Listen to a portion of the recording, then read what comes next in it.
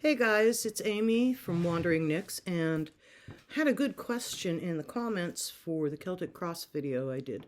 And it was about querents and how do you choose what the querent card is. The querent refers to the card that represents the person who is having the reading. So the easiest way to choose which card you're going to use, and it's always going to be the king or the queen of the different suits, is by astrological sign. So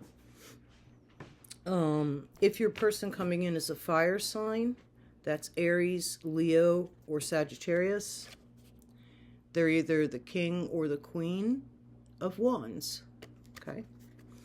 Each suit corresponds to a different element and a different signs. So our water signs, Cancer, Scorpios, and Pisces, these are our cups. So your king or queen of cups. Our air signs are Gemini, Libra, and Aquarius.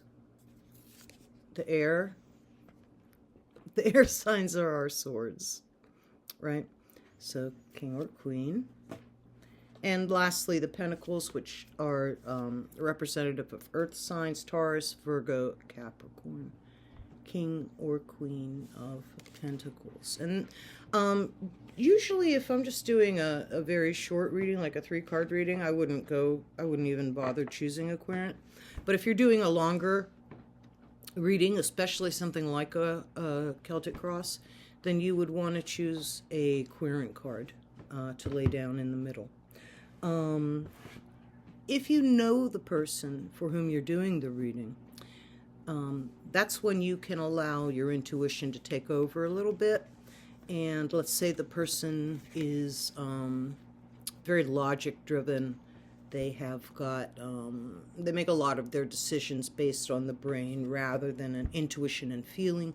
You might choose the Queen of Swords for that person if you know them well enough. If you don't, the best thing to do is pretty much choose your querent card based on what their sign is. Tried and true. Why only the king and queen? Usually a person who is coming for a reading is an adult.